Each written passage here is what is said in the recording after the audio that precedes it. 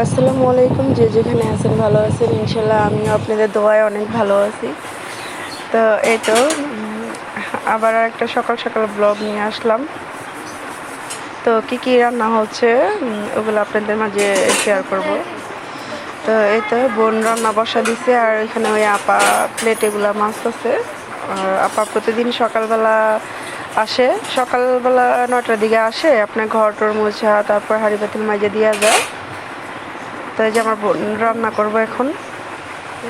বাসায় আবার যে আমার ননদ আসবে, তো ছোট ননদ আসবে, তো ওই আবার কিছু কেনাকাটা করবে। তো এই কারণে আর কি সকাল সকাল এত আয়োজন।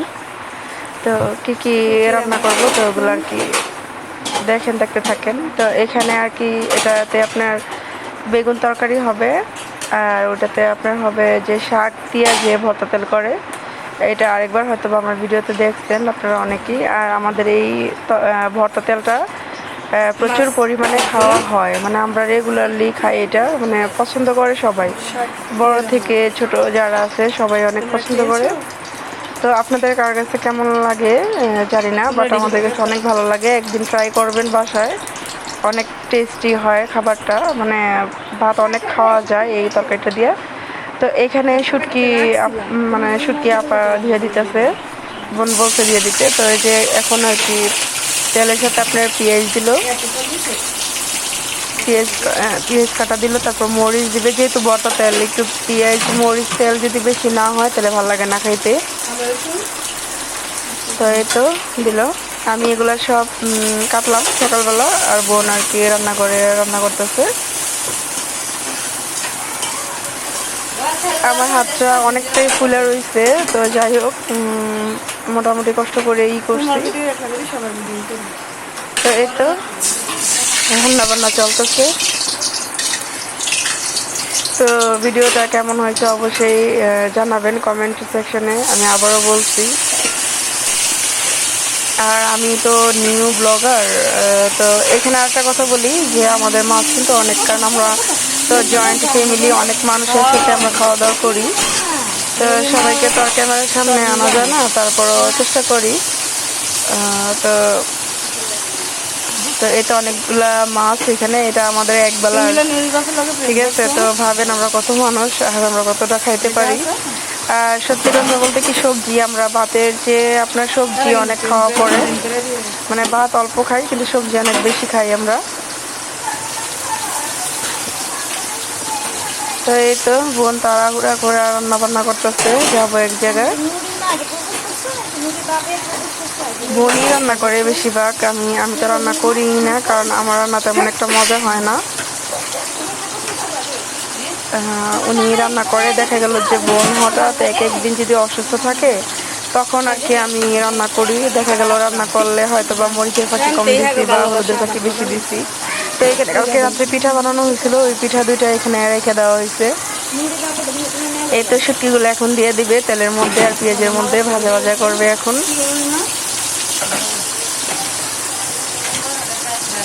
আর এখানে আবার আদা রসুন বাটা মিক্সড হবে, কারণ আদা রসুন বাটা ভাত তেলের মধ্যে না দিলে ভালো লাগে না।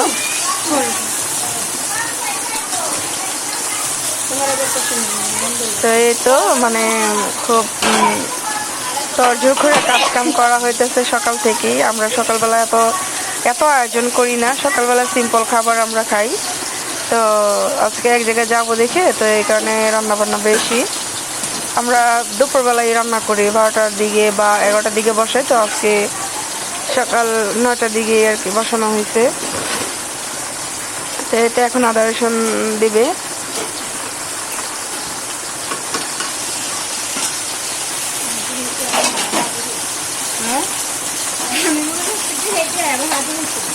আমার আবার শরীরটা তেমন একটা ভালো না আজকে, মোটামুটি একটু খারাপই। তো আমি ভিডিও করতেছিলাম, কারণ ক্যামেরা ধরার মতো কেউ ছিল না। তো বোন বলতেছে যে আমি রান্না করি, তুমি ভিডিও করো, সমস্যা নেই। তো ভিডিও করলাম। তো মাছ নেওয়া হয়েছিল কালকে 4 কেজির মতো নেওয়া হয়েছিল ইলিশ মাছ। আমাদের বাসায় আবার ইলিশ মাছ খাওয়া পড়ে বেশি, মানে আমার জন্য আরও বেশি রাখা পড়ে, কারণ আমার ইলিশ মাছটাই অনেক ভালো লাগে, অন্যান্য মাছ তেমন একটা আমার ভালো লাগে না। তো এই কারণে ইলিশ মাছটাই আমাদের প্রচুর পরিমাণে খাওয়া পড়ে। তো কালকে মাছ আসছিল আমাদের এখানে বাসায় আর কি, আপনার মাছ বিক্রি করে আইনা। তো বোন বলছে তুই যেহেতু মাছ খাস তাহলে মাছ রেখে দিই, করে রাখছে। আর এটা হচ্ছে পাশের বাড়ি থেকে সিম নিয়ে আসছে আমার খালা শাশুড়ি। উনি বলতেছে যে সিম নিবে একদিনে বিক্রি করবো। তো আমরা বলছি যে না, আজকে তো অনেক সবজি রান্না বান্না হচ্ছে, তো আজকে নেব না, ওনাকে নিয়ে দিয়ে আসেন। আর সবজিগুলো তেমন একটা, মানে সিমটা তেমন একটা টাটকা ছিল না। তো টাকা দিয়ে যেহেতু কিনবো, তো বাসিটা কেন কিনবো, টাটকাটাই কিনবো। তো এই তো বোন আবার লবণ দিতেছে। প্রত্যেকটা তরকারির মধ্যে কিন্তু লবণ না দিলে ভালো লাগে না, তাই না? যত মজাই হোক, কিন্তু লবণ দিলে টেস্ট, আর লবণ না দিলে কিন্তু কোনো তরকারি মজা পাওয়া যায় না। তো এদিক দিয়ে যে হলুদের ফাঁকি দেওয়া হইতেছে, হলুদের এই ফাঁকিটা এত পরিমাণের ভালো যে আপনার অল্প একটু দিলেই এত সুন্দর একটা কালার আসে, কি বলবো, অনেক সুন্দর একটা কালার আসে। বোন বলতেছে যে এই হলুদের ফাঁকিগুলো অনেক ভালো। আর মাছগুলো দেখেন কত পরিমাণে যে ভালো, অনেক তেল উঠছে মাছে। তো বোন বলতেছে যে মাছগুলো অনেক ভালো, তেল উঠছে অনেক।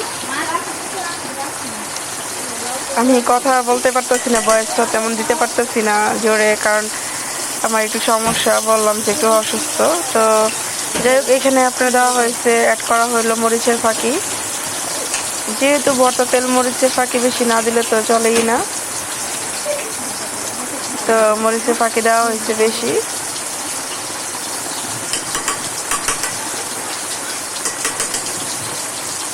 তো আপনাদের জন্য এত কষ্ট করা, এত কষ্ট করে ভিডিও করা, তো অবশ্যই আপনারা আমার ভিডিওটা দেখবেন, লাইক করবেন।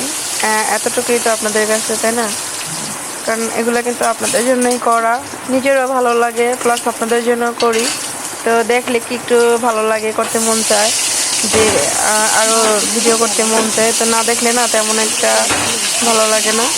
আর যেহেতু আমি নতুন, আমার নতুন আইডি, তো আপনারা সবাই আমাকে বেশি বেশি সাপোর্ট করবেন। কারণ আপনারা যদি সাপোর্ট না করেন তাহলে আমি কোনো কিছুই করতে পারবো না, সফলও হব না। কারণ আমার খুব ইচ্ছা ছিল যে আমি একজন ইউটিউবার হব।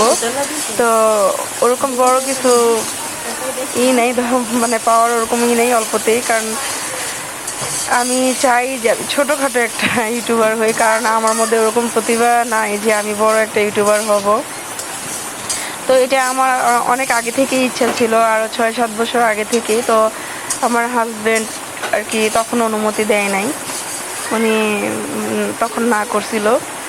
এখন বলতেছে যেহেতু বাসায় থাকো, আর আমরা তো কোনো জব করি না, আমরা তো রুমের ভিতরেই থাকি, সারাক্ষণ বাসার ভিতরেই থাকি।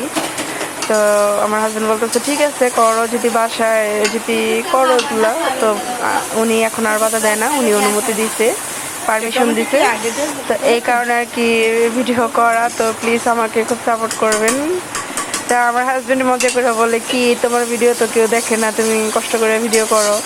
তো আমি বললাম যে থাক, এখন দেখে না, নেক্সটে দেখবে হয়তো বা।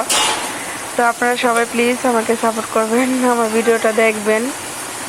আর কোনো ভুল যদি আমার কথার মধ্যে থাকে, অবশ্যই আপনারা ক্ষমা দৃষ্টিতে দেখবেন, কারণ আমি তো তেমন একটা বুঝি না, তাই না? মানে নতুন নতুন আসি, আস্তে আস্তে শিখবো। তো এই তো আমার ছেলে বলতেছে যে আব্বুরে বলো র্যাকেট কিনে দিতে।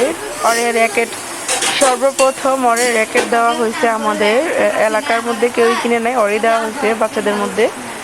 তো ওই কি করছে, র্যাকেট 2টা দিছে ওর আব্বু কিনা। আর আর যত ফ্রেন্ড সার্কেল আছে, ছোটো ছোটো বাচ্চা যারা আছে সবাইকে দিছে, ওরা নষ্ট করে ফেলাইছে। তো তো আমি আবার বলতেছি তুমি নষ্ট করলা কেন, এখন বলতেছে আমার র্যাকেট কিনে দাও। তো তার মধ্যে এখন উনি বলতেছে 1000 টাকা দামের র্যাকেট উনি নিবে না, উনি 5000 টাকা দামের র্যাকেট নিবে। তো এটা নিয়ে একটু ওর সাথে একটু নিয়ে মজা করলাম যে তুমি ওইটা ভাঙলা কেন, নষ্ট করলা কেন। পরে বলতেছে ফ্রেন্ড চাইলে না করা যায়। তো আমি বলছি ঠিক আছে, তোমার ফ্রেন্ড চাইলে না করা যায় কিনা, এখন তো ফ্রেন্ডরা আনছে তোমার, তাই না? তাহলে তুমি ওদের থেকে একটু নিয়ে দেয় না, আমি দেখছো তোমার ঠিকই দেয় না, তুমি তো আবার ঠিকই দিছো। তো এগুলো নিয়ে বাচ্চার সাথে একটু কথা কাটাকাটি করলাম।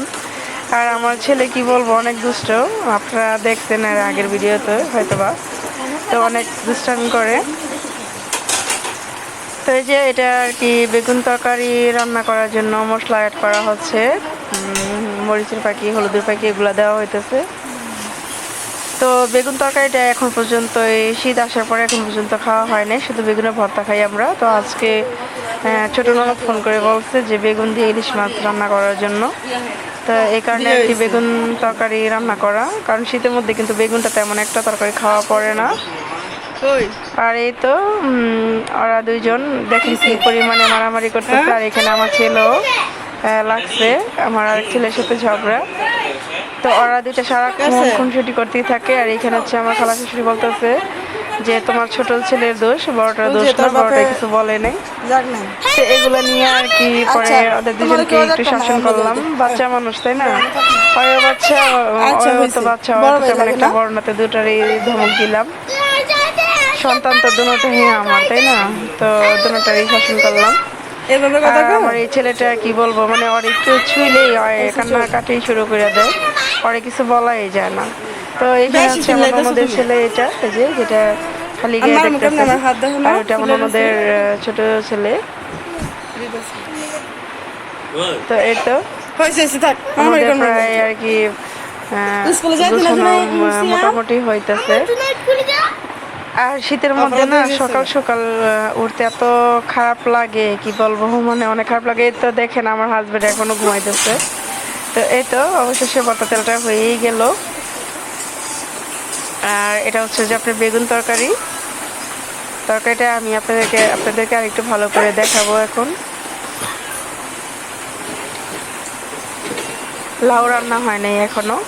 তো এই তো এই যে বেগুন তরকারিটা কেমন হয়েছে অবশ্যই জানাবেন।